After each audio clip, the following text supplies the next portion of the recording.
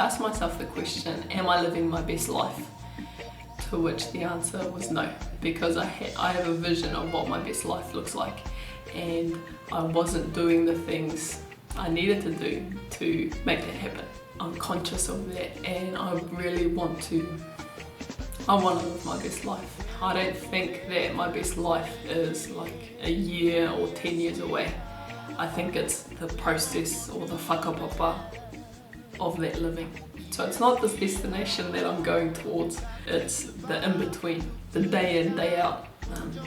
That's the best life. And there are things that I want that I don't currently have, but the way that I think about it doesn't come from a space of lack, of feeling inadequate or incapable or that kind of thing. I've been working on the way that I think to understand my relationship with who I am now and who I want to be. And the things that I want in my life are more like the side effect of living my best life. So it's like if I'm waking up on time, if I'm eating the right foods, if I'm feeding my mind with the right food. The byproducts will be, own home, travel the world, money, successful business and that kind of thing.